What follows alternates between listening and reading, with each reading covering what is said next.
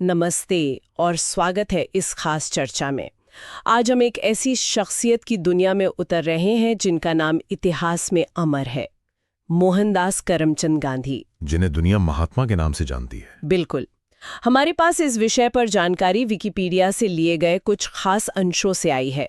मकसद है गांधी के जीवन के कुछ अहम पलों, उनके मुख्य सिद्धांतों और उनकी विरासत से जुड़े सबसे जरूरी नुक्ते निकालना। हाँ, एक ऐसी शख्सियत जिन्होंने न सिर्फ भारत की आज़ादी को राह दिखाई बल्कि दुनिया भर में सिविल राइट्स मूवमेंट्स को भी प्रभावित किया। तो चलिए शुरू करते हैं। सब जानते हैं कि गांधी शांति के प्रतीक हैं, लेकिन उनका सफर एक लंदन में पढ़े वकील से दक्षिण अफ्रीका में एक्टिविस्ट बनने और फिर भारत के राष्ट्रपिता कहलाने तक काफी उतार चढ़ाव भरा था। कॉम्प्लेक्स था, बहुत ज्यादा। आइए इसी सफर के कुछ अहम पड़ावों को समझने की कोशिश करते हैं। शुरुआत करते हैं उनके बचपन से। जन्म 2 अक्टूबर 1869 पोरबंदर, गुजरात में। पिता करमचंद तो दीवान थे। हाँ, और माँ पुतलीबाई बहुत धार्मिक महिला थी, प्रणामी वैष्णव संप्रदाय से जुड़ी थी। ये एक ऐसा संप्रदाय है जो हिंदू ग्रंथों के साथ कुरान और बाइबल का सार भी मानता है। काफी इंटरेस्टिंग है ये। वाकई। और उनकी बहन ने बचपन में उन्हें पारे की तरह चंचल कहा था। बिल्कुल। और देखिए उनके पारिवारिक माहौल का उन पर गहरा असर पड़ा। माँ के व्रत, उनकी धार्मिकता, हाँ। और बचपन में सुनी श्रवणा और राजा हरिश्चंद्र की कहानियों ने सत्य और प्रेम जैसे मूल्यों की एक तरह से नींव रखी। उन्होंने खुद लिखा है कि हरिश्चंद्र की कहानी उनके जहन में हमेशा रहती थी। ये उनके कैरेक्टर फॉर्मेशन के लिए काफी इंपॉर्टेंट रहा होगा। बहुत ज्यादा। स्कूल में एवरेज स्टूडेंट थे। हाँ। सुना है काफी शर्मीले भी थे। और सिर्फ 13 साल की उम्र में कस्तूरबाई से शादी हो गई, जो उस वक्त का रिवाज था। हाँ, बाल विवाह। एक घटना जिसका उन्हें बाद में बहुत अफसोस रहा। 1885 में जब उनके पिता की मृत्यु हुई, उससे कुछ पल पहले वो अपनी पत्नी के पास चले गए थे। अच्छा, ये बात उन्हें काफी समय तक चुपती रही, ऐसा उन्होंने लिखा है। फिर एक फैमिली फ्रेंड की सलाह पर लंदन जाने का फैसला किया, कानून पढ़ने के लिए। राइट। माँ को मनाने के लिए मांस, शराब और महिलाओं से दूर रहने की कसम खाई। 1888 में लंदन पहुंचे। और देखिए लंदन के सालों ने उन्हें काफी हद तक बदला। बैरिस्टर बने, पब्लिक स्पीकिंग ग्रुप ज्वाइन करके शर्मीलेपन पर थोड़ा काबू पाया। अच्छा। यहाँ एक दिलचस्प किस्सा है जो उनके अंदर के एक्टिविस्ट की शायद पहली झलक दिखाता है। London vegetarian society, LVS। हाँ, क्या हुआ था? वहाँ उनका थॉमस एलिसन के मुद्दे पर सोसाइटी के प्रेसिडेंट आर्नल्ड हिल से मतभेद हुआ। एलिसन बर्थ कंट्रोल के समर्थक थे, जिसे हिल्स अनैतिक मानते थे। ओह, तो गांधी जी ने क्या किया? यही तो इंटरेस्टिंग है। गांधी खुद बर्थ कंट्रोल के खतरों पर हिल से सहमत थे, लेकिन उन्होंने एलिसन के अपने विचार रखने के अधिकार का बचाव किया। वाकई? इतने शर्मीले होने के बावजूद? हाँ, सोचने वाली बात है। अथॉरिटी को चैलेंज किया, अपने आर्ग्यूमेंट्स लिखे, पर शर्म के मारे पढ़ नहीं पाए, तो हिल्स ने किसी और से पढ़वाया। कमाल है। भले ही एलिसन को निकाल दिया गया, ये घटना दिखाती है कि सिद्धांतों के लिए खड़े होने का जज्बा उनमें शुरू से था। और इसी दौरान थियोसॉफिस्ट से मिलकर भगवद गीता पढ़ने की प्रेरणा भी मिली। तो लंदन का अनुभव काफी फॉर्मेटिव था। जून 1891 में बैरिस्टर बनकर भारत लौटे, लेकिन यहाँ आकर माँ के देहांत की खबर मिली। बहुत दुखद। बॉम्बे में वकालत जम नहीं पाई क्योंकि गवाहों से जिराह करने में हिचकिचाते थे। हाँ, वो शर्मीलापन अभी भी था। राजकोट में अर्जियां लिखने का काम भी एक ब्रिटिश अफसर से विवाद के बाद छोड़ना पड़ा। शुरुआती दौर तो काफी संघर्ष भरा था उनका। बिल्कुल। और शायद इसी संघर्ष ने उन्हें 1893 में दक्षिण अफ्रीका जाने के लिए प्रेरित किया, एक इंडियन व्यापारी के केस के सिलसिले में। हाँ, दादा अब्दुल्ला का केस। राइट। गए थे 1 साल के लिए, पर रुक गए 21 साल। और ये 21 साल उनके महात्मा बनने की कह सकते हैं नींव साबित हुए। हाँ, दक्षिण अफ्रीका के अनुभव तो काफी मशहूर है। वहां पहुंचते ही रंगभेद का कड़वा सच सामने आ गया। बिल्कुल। ट्रेन के फर्स्ट क्लास डिब्बे से बाहर फेंक दिया जाना, फुटपाथ पर चलने पर लात पड़ना, ये सब उन्होंने झेला। पीटरमैरिट्सबर्ग स्टेशन की वो रात। हाँ, वो उनके लिए एक टर्निंग पॉइंट थी, जब उन्होंने थिथुरते हुए अपने अधिकारों के लिए लड़ने का फैसला किया। ये अनुभव बेहद अपमानजनक थे। देखिए, शुरू में वो खुद को पहला ब्रिटेन फिर इंडियन मानते थे, लेकिन इन घटनाओं ने उन्हें ब्रिटिश एम्पायर में इंडियंस की जगह पर सवाल उठाने पर मजबूर कर दिया। इसी सोच के साथ 1894 में नटाल इंडियन कांग्रेस की स्थापना की। इंडियंस को वोट के अधिकार से वंचित करने वाले कानून के खिलाफ। और यहीं सत्याग्रह का जन्म हुआ है ना, वहीं शुरुआत हुई। हाँ, असल में 1906 में ट्रांसवाल सरकार एक रजिस्ट्रेशन कानून लाई इंडियंस और चाइनीज के लिए। इसके विरोध में 11 सितंबर को जोहान्सबर्ग में एक मीटिंग में गांधी ने पहली बार सत्याग्रह यानी अहिंसक विरोध का रास्ता अपनाया। अच्छा। इसमें टॉल्स्टॉय और तमिल ग्रंथ तिरुकुराड़ का भी प्रभाव था। तिरुकुराड़ नैतिकता पर एक प्राचीन ग्रंथ है। इंटरेस्टिंग। तो उन्होंने लोगों से क्या कहा? उन्होंने लोगों से कानून तोड़ने और शांति से सजा भुगतने का आह्वान किया, बिना हिंसा के। लेकिन एक सवाल उठता है, शुरू में उनका फोकस सिर्फ इंडियंस पर था। अफ्रीकन्स के प्रति उनके विचार कैसे थे उस वक्त? हाँ, ये एक कॉम्प्लेक्स मुद्दा है और इस पर काफी बहस होती है। शुरुआती लेखों में यह बात सही है। ऐसे कॉमेंट्स मिलते हैं जहां वो इंडियंस को अफ्रीकन से अलग मानते दिखते हैं।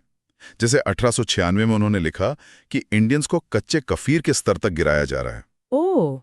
लेकिन ये याद रखना जरूरी है कि उनके विचार समय के साथ विकसित हुए। एवोल्यूशन हुआ उनकी सोच में। बाद में उन्होंने अफ्रीकन्स के अधिकारों की बात की, रंगभेद का विरोध किया। अच्छा। हाँ, उनका अखबार इंडियन ओपिनियन जो 1903 में शुरू हुआ था, बाद में अफ्रीकन्स के खिलाफ भेदभाव पर भी लिखने लगा। टॉल्स्टॉय फार्म की स्थापना 1910 भी सभी समुदायों के लिए थी। तो मतलब उनकी सोच बदली। बिल्कुल। और नेल्सन मंडेला जैसे नेता उन्हें प्रेरणा मानते हैं। तो उनकी विरासत इस मामले में मतलब मल्टी लेयर्ड है, एक सीधा जवाब नहीं है। समझ गई। तो दक्षिण अफ्रीका में 21 साल बिताने के बाद 1915 में वे गोपाल कृष्ण गोखले के कहने पर भारत लौटे। यहां आकर उन्होंने कांग्रेस ज्वाइन की। हाँ, और गोखले उनके पॉलिटिकल गुरु बने एक तरह से। लेकिन गांधी ने गोखले के अप्रोच को, जो थोड़ा ब्रिटिश परंपरा पे ज्यादा निर्भर था, बदलकर उसे पूरी तरह भारतीय रंग दिया। राइट। 1920 तक वे कांग्रेस के प्रमुख नेता बन गए और उनकी पहली बड़ी सफलता, जैसा आपने कहा, 1917 में बिहार का चंपारण आंदोलन था। हाँ, नील किसानों के लिए।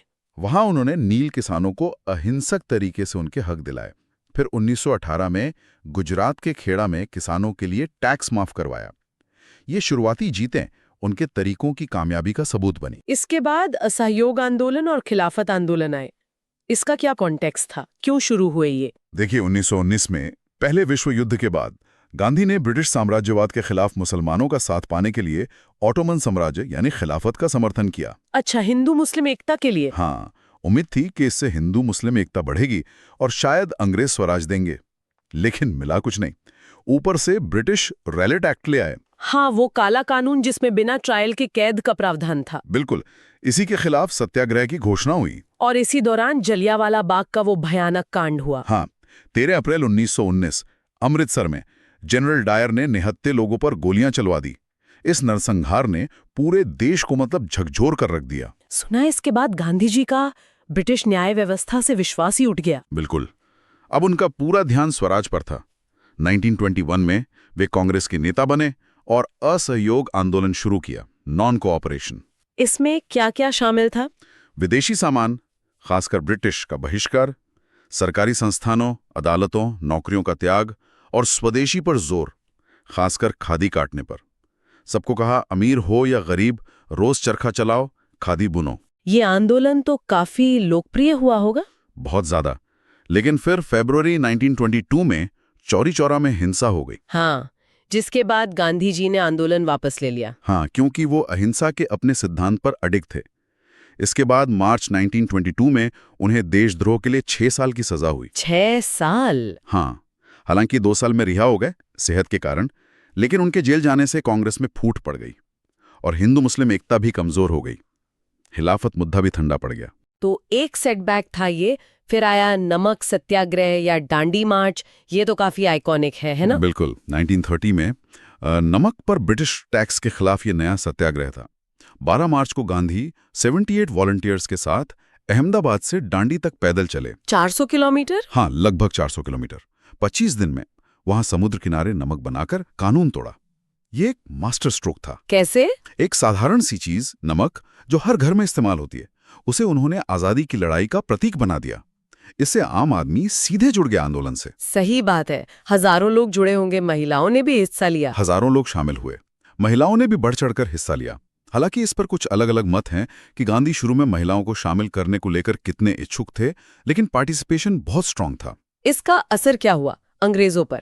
जबरदस्त असर हुआ, खासकर जब अमेरिकन जर्नलिस्ट वेब मिलर ने धरासना नमक कारखाने पर हुए पुलिस लाठीचार्ज का वर्णन किया। अच्छा, क्या लिखा उन्होंने? उन्होंने लिखा, निहट्ठे सरों पर लाठियों की आवाज, वे 9 पिन्स की तरह गिर गए, खोपड़ियां टूट गईं या कंधे टूट गए, और प्रदर्शनकारियों ने कोई प्रतिरोध नहीं किया।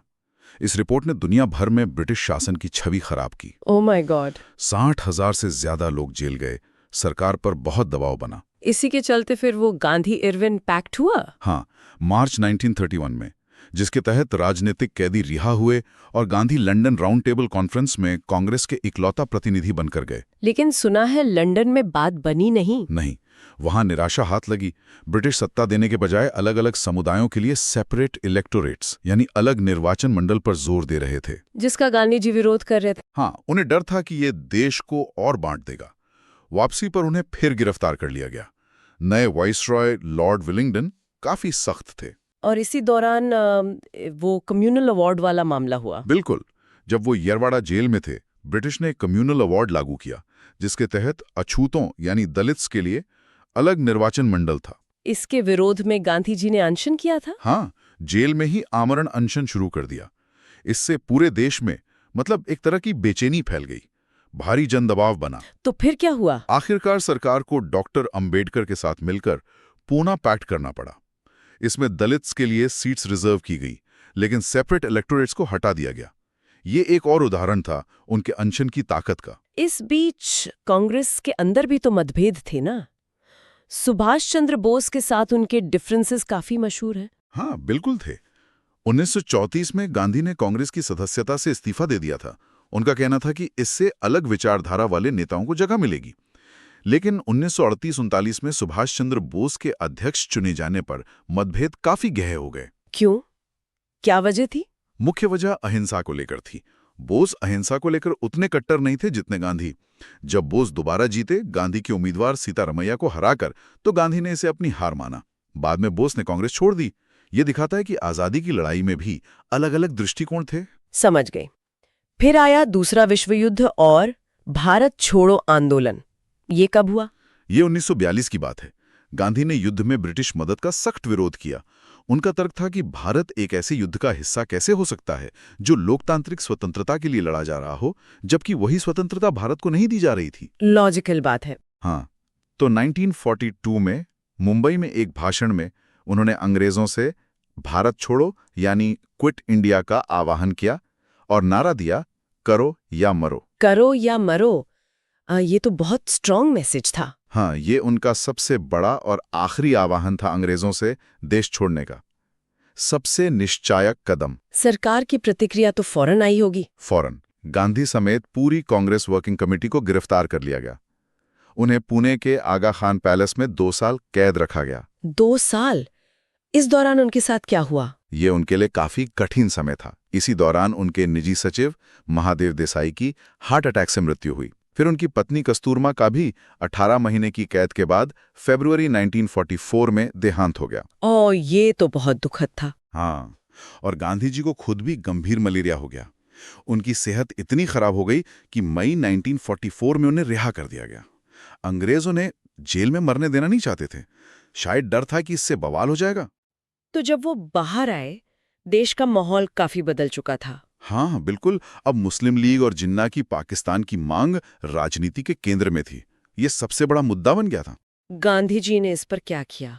उन्होंने जिन्ना से कई मुलाकातें की बॉम्बे में। वो एक एकजुट, धर्मनिरपेक्ष, स्वतंत्र भारत चाहते थे जिसमें मुस्लिम और गैर मुस्लिम साथ रहें।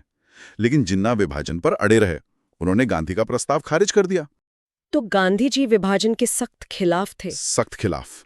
वो धार्मिक आधार पर देश के बंटवारे को कभी नहीं मान सकते थे। वो चाहते थे कि पहले आजादी मिले, उसके बाद अगर जरूरत हो तो मुस्लिम बहुल जिलों में जनमत संग्रह से फैसला हो। लेकिन जिन्ना ने ये नहीं माना और फिर वो डायरेक्ट एक्शन डे। हाँ, 16 अगस्त 1946 जिन्ना ने डायरेक्ट एक्शन डे का आह्वान किया। कलकत्ता में भयंकर दंगे हुए, हजारों लोग मारे गए। बंगाल के तट के मुस्लिम लीग मुख्यमंत्री हुसैन शहीद सुहरावर्दी पर आरोप लगा कि उन्होंने पुलिस को छुट्टी दे दी थी। भयानक। इसके बाद पूरे देश में, खासकर बिहार और नोआखाली में सांप्रदायिक हिंसा फैल गई। हजारों हिंदू और मुसलमान मारे गए। गांधी जी इन दंगाग्रस्त इलाकों में शांति की अपील करते हुए पैदल घूमते रहे। वाकई उस उम्र में भी? हाँ, आखिर में अंग्रेज आज़ादी देने पर राजी हुए, लेकिन जिन्ना के विभाजन के प्रस्ताव को मान लिया गया। कहा जाता है कि गांधी ने इस योजना को कभी मंजूरी नहीं दी, ये स्वीकार नहीं किया, लेकिन वो इसे रोक भी नहीं पाए। तो विभाजन हुआ और आज़ादी के दिन गांधी जी कहाँ थे?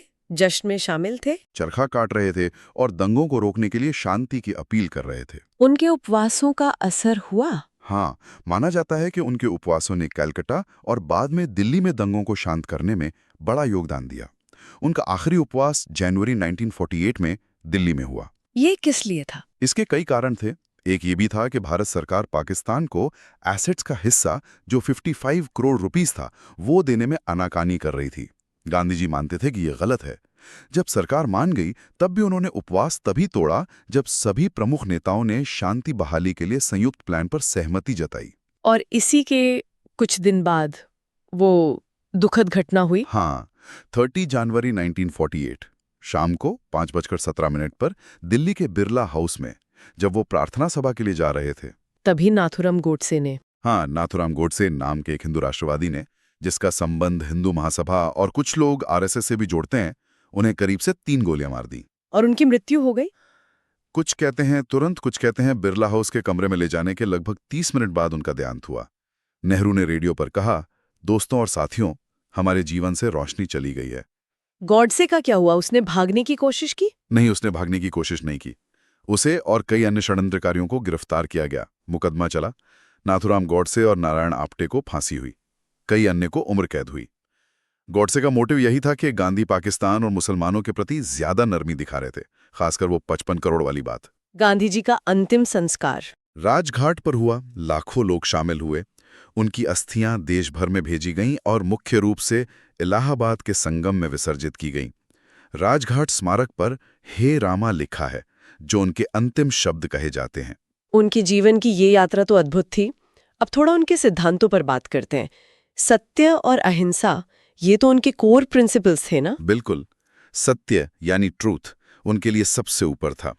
उन्होंने कहा था, पहले ईश्वर सत्य है, फिर कहा सत्य ही ईश्वर है। इसका क्या मतलब था? इसका मतलब था कि सत्य ही परमेश्वर है, सबसे बड़ा नियम। उनका पूरा आंदोलन सत्याग्रह था, सत्य के लिए आग्रह या ट्रूथ फोर्स।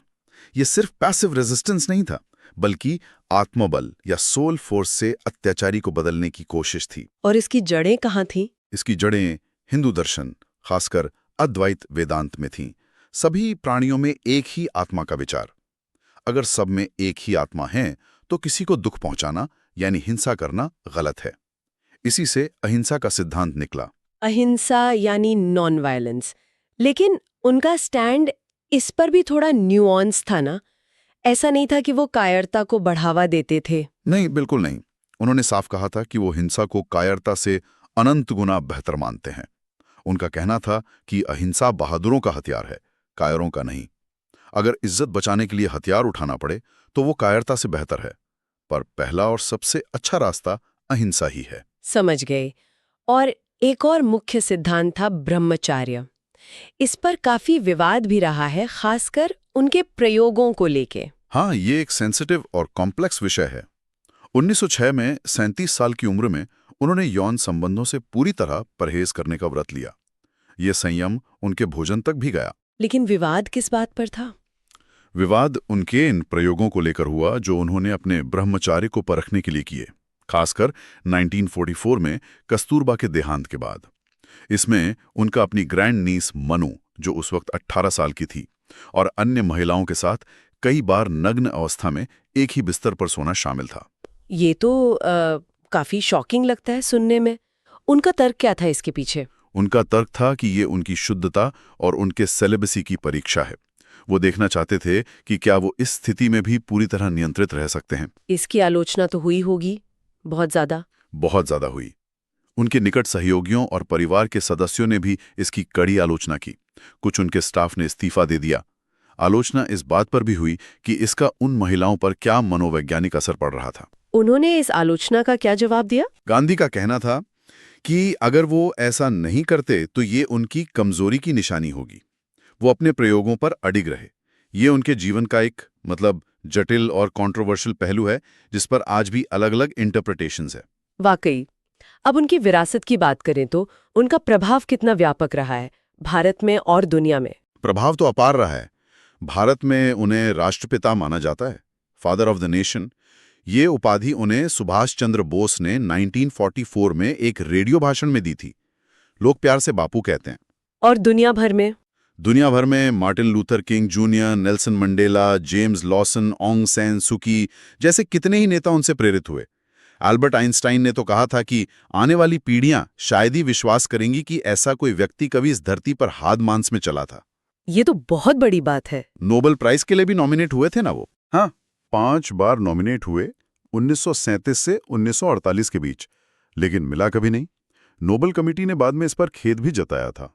जब 1989 में दलाई लामा को प्राइज मिला तो कमेटी ने कहा कि ये आंशिक रूप से गांधी जी को श्रद्धांजलि भी है। उन्होंने लिखा भी काफी था ना, उनकी किताबें, लेख। हाँ, वो काफी प्रोलिफिक लेखक थे। उनकी शुरुआती किताब हिंद स्वराज 1909 आजादी के आंदोलन का एक तरह से बौद्धिक ब्लूप्रिंट मानी जाती है। और उनकी ऑटोबायोग्राफी सत्य के प्रयोग या the story of my experiments with truth, ये तो दुनिया भर में पढ़ी जाती है। इसके अलावा उन्होंने हरिजन, इंडियन ओपिनियन, यंग इंडिया जैसे कई अखबार भी संपादित किए। उनका सारा काम the collected works of Mahatma Gandhi नाम से लगभग 100 वॉल्यूम्स में पब्लिश हुआ है। तो ये थी महात्मा गांधी के जीवन, उनके संघर्षों, उनके सिद्धांतों और उनकी विरासत की एक झलक। एक वकील से महात्मा बनने का सफर, दक्षिण अफ्रीका से भारत की आज़ादी तक। हाँ, और अहिंसा और सत्याग्रह के उनके अनोखे प्रयोग। एक ऐसी शख्सियत जिनके जीवन में इतने मोड़ आए, इतनी जटिलताएं थीं। बिल्कुल। गांधी सिर्फ एक ऐतिहासिक व्यक्ति नहीं है, वो एक विचार है, एक प्रेरणा है। और कई बार एक विवाद भी। उनकी विरासत कॉम्प्लेक्स है, जैसा कि हमने देखा। उनके समकालीनों और बाद के आलोचकों ने उनके विचारों पर सहमति और असहमति दोनों जताई। उनके निजी प्रयोग भी हमेशा चर्चा का विषय रहे हैं। सही कहा। उनकी कहानी शायद ये भी दिखाती है कि कैसे व्यक्तिगत संघर्ष और लगातार प्रयोग से महान उपलब्धियां भी हासिल हो सकती हैं। हाँ, और ये कि बदलाव हमेशा आसान नहीं होता। जो लोग दुनिया बदलने निकलते हैं, उनका अपना सफर भी उतार चढ़ाव से भरा होता है। तो इस सब से हम क्या निष्कर्ष निकालें, क्या सीखें? यही कि महानता सीधी रेखा में नहीं मिलती, उसमें गलतियां भी होती हैं, प्रयोग भी होते हैं और निरंतर सीखने की प्रक्रिया चलती रहती है। और अंत में एक सवाल छोड़ जाते हैं जिस पर शायद सोचा जा सकता है। हाँ, अगर गांधी आज के इस डिजिटल युग को देखते, ये बदलती दुनिया जहां सच की परिभाषा ही इतनी फ्लूइड हो गई है, तो उनकी क्या प्रतिक्रिया होती? ये तो बहुत गहरा सवाल है। क्या उनके सत्य के प्रयोग आज भी उतने ही रेलेवेंट है? ये सोचने के लिए एक वाकई दिलचस्प बिंदु है। उनके सिद्धांत आज के कॉन्टेक्स्ट में कैसे लागू होंगे, ये एक अलग ही चर्चा का विषय है।